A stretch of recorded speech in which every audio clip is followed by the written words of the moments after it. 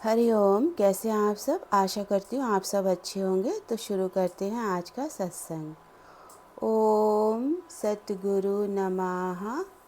ओम परमात्मने नमः।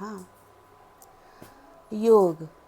तो कल हम सब ने चित्त को समझा था, तो इसी को फिर अब आगे श्लोक पूरा का पूरा आज इसको समझते हैं कि चित्त की शुद्धि ही विज्ञान की प्राप्ति में प्रधान साधन होती है।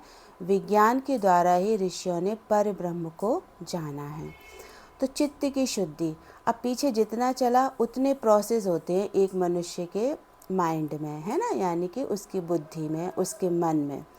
तो देखो, जैसे चित्त होता है तो यानी चित्त की शुद्धि जो कर लेते हैं, तो जिनका चित्त बिल्कुल प्योर हो जाता है, तो माना उन्होंने कुछ काम किया ना अच्छा। अब जैसे संसार में देखो सारे मनुष्य हैं। अब कोई कहीं जॉब कर रहा है, कोई कहीं जॉब कर रहा है, पर कोई होते हैं जो विशिष्ट दर्जे का जॉब करते हैं ना, जैसे कोई आईएएस बन गया, कोई पीसीएस बन गया। अब हर मनुष्य नहीं बन सकता, क्यों? क्योंकि उनकी बुद्धि उस लेवल तक पढ़ाई कर ही नहीं सकती है, उनको इतनी बौद्धिकता हासिल ही नहीं है उस लेवल तक कि वो उन पदों को प्राप्त कर सके। अच्छा, फिर उनसे भी कोई ऊपर होता है ना। अब जैसे कोई प्रधानमंत्री बन गया, कोई राष्ट्रपति बन गया। अच्छा, फिर देखो जिनको नोबेल पुरस्कार मिलते हैं, है ना, जिनको पद्मश्री पुरस्कार मिलते हैं, तो हर व्यक्ति को तो नहीं मिलते ना। तो यानी उन्होंने साधारण मनुष्यों में कुछ विशिष्टता हासिल की होती है, उनमें कुछ विशेष गुण होते हैं, उनमें कुछ विशेषताएं होती हैं, इसलिए वो चुने जाते हैं और इसलिए वो चुन कर आते हैं और कुछ अलग तरह का काम कर दिखाते हैं। तो जब चित्त की शुद्धि यानी कि उनकी बुद्धि उस लेवल तक आ गई है, अब आ जाते हैं हम अपने में। अब हम लोग तो साधारण गृहिणियाँ हैं। अब हमारी बुद्धि किस लेवल की है? वही घर गृहस्थी, संसार व्यवहार निभाना, घर के काम काज, बस इसी में। पर जब हम ज्ञान से जुड़ते हैं, जब हमें गुरु मिलता है, तो हमें एक नए तरीके का ज्ञान मिलता है ना। अब जो इस सत्संग को केवल घर गृहस्थी में ही लगा ले, तो वो तो कभी भी ऊपर की पढ़ाई में जा ही नहीं सकता है। और लेकिन जो ये सोचता है कि अरे गुरु का ज्ञान मिल रहा है, गुरु के वचन जीवन में लगाने चाहिए, केवल वो यही सोच लेता है कि बस मुझे अपने जीवन में केवल गुरु के वचन लगाने हैं। तो क्या होता है कि गुरु के वचन लगाने से ना उसकी बुद्धि और खुलती जाती है। जब तक आप गुरु के वचन जीवन में लगाओगे नहीं, तब तक आपके पास अनुभव कैसे आएंगे? क्योंकि गुरु के वचन लगाते हैं तो परीक्षाएं होती हैं फिर, और जब आप हर परीक्षा में पास होते जाते हैं, अगर फेल भी हुए तो भी अनुभव मिलता है। फिर क्या होता है कि योगी कभी इस अध्यात्म में अगर एक बार वो अपने पैर आगे बढ़ा लेता है कि भाई अब मुझे संसार में रहते हुए कुछ काम करके जाना है, मुझे ऐसे साधारण लोगों की तरह आना और जीना, खाना पीना, सोना, घूमना फिरना, मौज मनाना, और मान लो अगर सत्संग भी मिला तो ज्ञान सुनना, और बस अपने घर के लेवल तक, बस अपने मेरा मन सुखी रहे, मेरा तन सुखी रहे, मेरा घर सुखी रहे, बस इस लेवल तक ही अगर मुझे ज्ञान अपनाना है, तो वो तो देखो ऐसे ही आते हैं, ऐसे ही चले जाते हैं। लेकिन जो ये सोच लेता है कि नहीं, मुझे आम मनुष्यों की तरह, साधारण मनुष्यों की तरह इस जीवन में काम नहीं करना है, ना आना है ना जाना है, मैं कुछ विशिष्ट करके जाऊंगा। अब मनुष्य जन्म मिला है तो जानूँ तो अपने को, स्वयं से अपनी पहचान तो कराऊँ, क्योंकि ये मैं बॉडी तो हूँ नहीं, चल रहा हूँ, खा रहा हूँ, पी रहा हूँ, बॉडी तो यहीं पर रखी रह जाएगी। वो कौन सी चीज़ है जो ये बॉडी छोड़ के चली जाती है? वो है हमारी सबकी जीवात्मा। तो मैं अपने उस जीवात्मा तक तो पहुँचूँ, उस जीवात्मा तक को तो जानूँ। तो उसके लिए मन और बुद्धि दोनों को साफ करना पड़ता है। और साफ माना कि संसार की जितनी बातें इसमें भरी गई हैं, उन सारी बातों को अपने मन बुद्धि से निकाल के बाहर फेंक दो। संसार के दायित्व निभाएं, संसार के काम काज जो होते वो हम सब करें, लेकिन अपने मन और बुद्धि में भर के ना बैठें। आज हमारे साथ अच्छा हो रहा है, आज हमारे साथ बुरा हो रहा है, ये सब हमारे कर्मों का लेना देना है, और हम इन्हीं में आजीवन अपनी बुद्धि और मन लगा लगा के दुखी हो के जीते हैं। अरे क्या करना है, कोई हमसे उल्टा चल रहा है, क्या करना है, कोई हमसे बुरा चल रहा है। 2 वक्त का खाना चाहे हमें वो बना बनाया मिल जाए, या हमारे ऊपर जिम्मेदारी है हमें बनाना पड़ रहा है, हमें क्या ज़रूरत है मन बुद्धि वहाँ लगाने की? हम तो 24 घंटे पहले अपने गुरु में पूर्ण श्रद्धा रखेंगे, और जब गुरु में पूर्ण श्रद्धा हो जाती है, तब गुरु के आशीर्वाद से आप उस परमात्मा में श्रद्धा रखने के काबिल होते हो। अब गुरु में ही पूर्ण श्रद्धा नहीं है, बार बार गुरु के वचन कभी अपना लेते हो, कभी छोड़ देते हो। जो आपके मन मुताबिक काम हो जाए उसमें तो भाई बहुत अच्छा है, और जहाँ कठिनाई आए चलने में, वहाँ सब कहते हो अरे सब गुरु करेगा।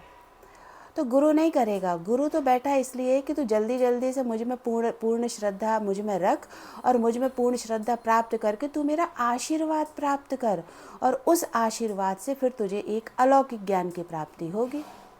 तो अलौकिक ज्ञान मिलता है गुरु की शरण में आके, गुरु के ज्ञान से। तो अब जैसे जो विशिष्ट हो जाते हैं लोग, तो उनका दर्जा क्या हो जाता है, विशिष्ट लोगों में गिने जाते हैं। वो गिने जाते ना, संत शिरोमणि दी जाती है ना पदवी, किसी को साधु, कोई संत, और फिर कोई हो जाता है संत शिरोमणि, यानी कि उन्होंने और भगवान की प्राप्ति में अपना पूरा जीवन लगा दिया है। तो ऐसा होता है। तो जैसे हमारा बच्चा, अब देखो, अब हमारा बच्चा जब हम उस बच्चे का एडमिशन कराते हैं तो देखो उसकी नॉलेज कितनी कम होती है। धीरे धीरे धीरे धीरे बच्चा बढ़ता है। तो हम सबकी क्या चाहन होती है, अरे हमारे बच्चे होशियार बने, बुद्धिमान बने, अच्छी अच्छी नौकरी करें। ऐसे ही जब हम गुरु शरण में आते हैं तो हम सब वो अबोध बालक ही तो होते हैं, संसार में लिपायमान तो हम सब आते हैं। तो गुरु की भी ये अभिलाषा होती है कि धीरे धीरे धीरे धीरे ये मेरे ज्ञान में बढ़े और उससे वो विशिष्ट दर्जा प्राप्त करें, यानी कि भगवत प्राप्ति करें। तो भगवत प्राप्ति करने के लिए, भगवत प्राप्ति मन और बुद्धि से कभी नहीं की जा सकती। मन और बुद्धि के परे का विषय है भगवत प्राप्ति।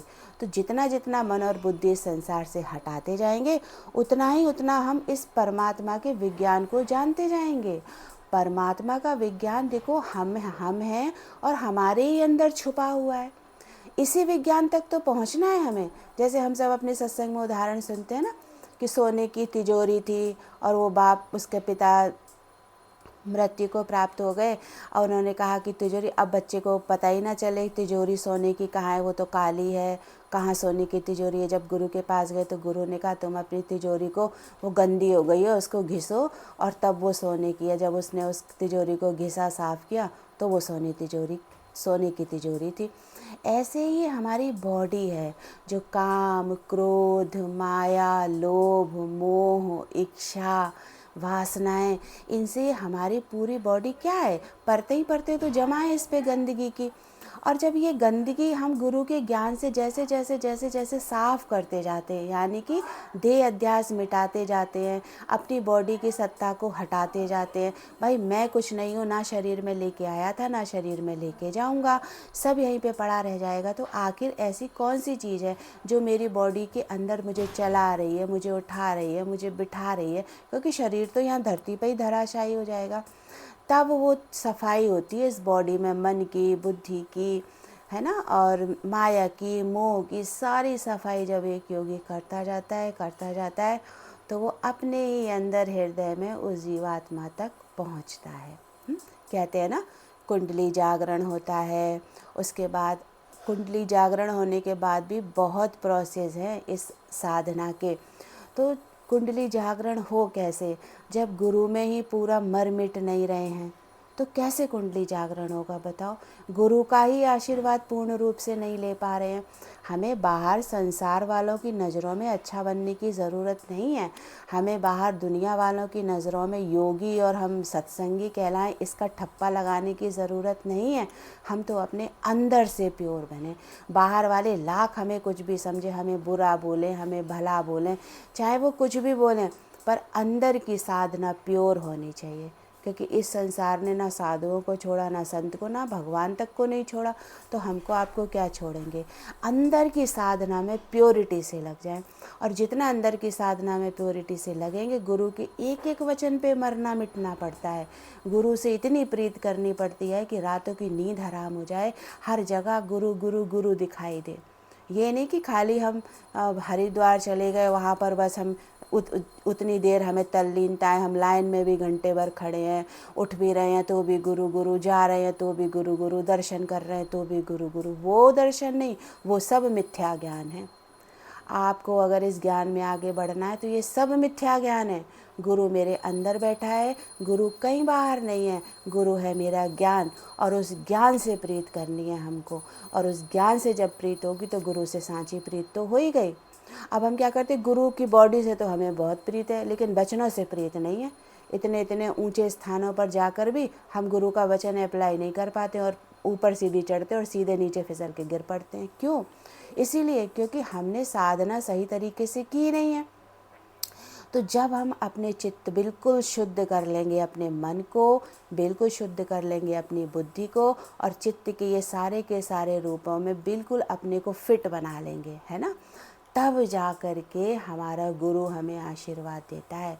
और आप यकीन मानो, अगर आपका गुरु सशरीर नहीं है, देखो इस ज्ञान में आगे बढ़ने के लिए एक ब्रह्म ज्ञानी गुरु, एक तत्व ज्ञानी गुरु, एक आत्मज्ञानी गुरु मोस्ट इम्पॉर्टेंट है। अब आजकल क्या है कि हमारे माना गुरु तो ब्रह्म ज्ञानी थे, अब आगे वाली जो पीढ़ियां आई वो बस साथ रह के, सेवा में आगे होके, गुरु के संग संग चल के, और अब उनको मिल गई गद्दी कि भाई अब उनकी जगह पे ये ज्ञान सुनाएंगे।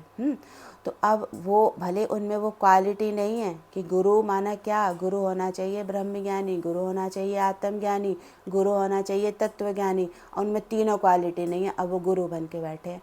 तो जब वो स्वयं अपना ही उद्धार नहीं कर पा रहे हैं, तो उनके साथ में जो आ रहे हैं शिष्य, उनका क्या उद्धार होगा। तो उनमें नहीं पढ़ना है, हमें ज्ञान तो सुनना है उनसे, उनमें श्रद्धा भी रखनी है, पर उनके उसमें नहीं पढ़ना है। हमको अपने उन्हीं गुरु में हम भले देखो, हम भले उनसे ज्ञान सुनते रहें, श्रद्धा तो हम देखो क्या होता है, गुरु गुरु गुरु तो गुरु अलग नहीं है, चाहे 3 पीढ़ी आ जाए, चाहे 10 पीढ़ी आ जाए, गुरु वाली भावना सेम रहती है ना, गुरु वाली भावना नहीं बदलती है। तो वो भावना ही आपका काम करती है। अब आप गुरु में श्रद्धा रखिए, गुरु में मनन कीजिए, गुरु में चिंतन कीजिए। और हाँ, जो गुरु के वचन है, जो आप वाणी सुन रहे हैं, जो आप वाणी पढ़ रहे हैं, है ना, उन वाणी में जो लिखा हुआ है आप केवल उन पर मनन चिंतन कीजिए। आप किसी की रहनी पर मत जाइए कि कौन कैसे चल रहा है। आप वो प्योरिटी पकड़िए, वो प्योर बात पकड़िए कि आत्मज्ञान कैसे होता है, आत्मज्ञानी कैसे बना जाता है, गुरु मरना मिटना झुकना कैसे सिखा रहा है। एक गुरु होता है जो मरना मिटना सिखाता है आत्म उद्धार के लिए, और एक गुरु होता है जो मरना मिटना झुकना सिखाता है इन 4 और 5 फुट के लोगों के लिए, कि तुम इनके आगे झुको तभी तुम महान बनोगे। तो इस चीज़ में आप ज़रूर अंतर करना। और ये गुरु में अगर क्वालिटी नहीं है ना, तो जुड़े तो आप उसी संस्थाओं से हो, जुड़े तो आप उन्हीं गुरुओं के वंश से हो। तो आप यकीन मानो वो गुरु सशरीर नहीं है, तो भी जब आपकी गुरु भक्ति की यात्रा पूरी होगी, आपकी पढ़ाई पूरी होगी, आप गुरु प्रेम को, गुरु आशीर्वाद को पाने के काबिल हो जाएंगे, तो वो गुरु आपको सशरीर आकर भी आशीर्वाद देंगे। ऐसा नहीं है कि वो आशीर्वाद नहीं देते, वो ज़रूर आशीर्वाद देते हैं, और इस बात का आप यकीन मानिए।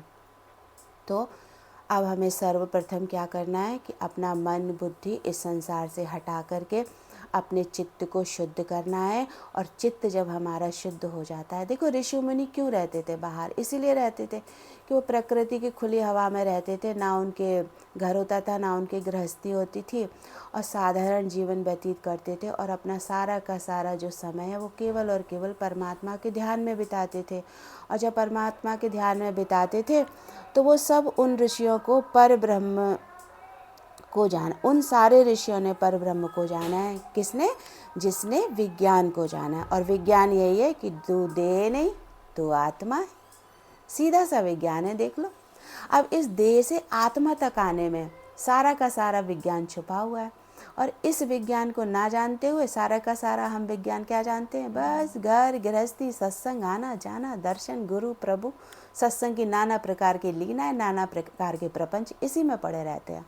तो इन सब से हम छूटें और अपने चित्त की शुद्धि करें, और चित्त की शुद्धि करके हम ज्ञान को जानें। ज्ञान माना मेरी बॉडी, ये ज्ञान है, और विज्ञान माना मेरी आत्मा। तो अब हम इस देह से अपनी आत्मा तक पहुँचें, और तब हम जा कर के पर ब्रह्म को पा पाएंगे, है ना, क्योंकि पर ब्रह्म भी कहीं अलग नहीं है, मेरे ही अंदर छुपा हुआ है। तो जिस ज्ञान विज्ञान को जानकर ऋषि मुनि परमात्मा को जान पाते हैं, हम सब भी वही ऋषि मुनि हैं। हम भी ज्ञान और विज्ञान को जानेंगे और उस परम सत्ता तक पहुंचने की कोशिश करेंगे। कोशिश तो ज़रूर करें, क्योंकि ज्ञान मिला है और इतना हमें ब्रह्मज्ञानी गुरु मिले, तो उनके हम जो काम थे, उनका जो उन्होंने जो हमारे साथ में समय दिया, अपना सर्वस्व न्यौछावर किया, तो हमारा ये फ़र्ज़ बनता है कि हम भी कम से कम थोड़ा बहुत तो उनकी कहते हैं ना, उनकी शानो शाही में थोड़ा तो जीवन बिता के जाएं। और जीवन यही बिताना है कि बस हमारे गुरुओं का नाम कभी फीका ना पड़े, हमारे गुरुओं की मेहनत पर कभी पानी ना फिरे, हम भी उस परमात्म तत्व को जाने पहचाने। और इस जन्म में अगर शुरू करेंगे तो आगे कितने जन्म होंगे जिनमें कम से कम हमें ये तो है कि हाँ, हम मुक्ति को प्राप्त हो जाएंगे। आज देखो, माँ बाप कमाते हैं तो जब वो संसार से चले जाते हैं तो उनके मन में ये होता है ना कि चलो हमने घर मकान बना दिया, चलो थोड़ा पैसा भी है, अब हमारे बच्चे आराम से रहेंगे। तो ऐसे ही गुरु का भी होता है। गुरु भी यही सोचता है कि चलो इन्हें ज्ञान मिल गया, अब ये ज्ञान में उद्यम करें और उद्यम करके थोड़ा थोड़ा प्रोन्नति को प्राप्त हो और ये भी परमात्मा से मिले और परमात्मा तत्व से एक हो जाएं। तो शुरुआत करेंगे इसी जन्म में, तो आगे के हमारे जन्मों में हमारी भी मेहनत सफल होगी और हमारे गुरुओं की भी मेहनत सफल होगी। तो आज की वाणी को मैं यहीं विराम देती हूँ। फिर मिलते हैं आपसे अगले सत्संग में। आप सब अपना ध्यान रखिएगा। हरि ओम।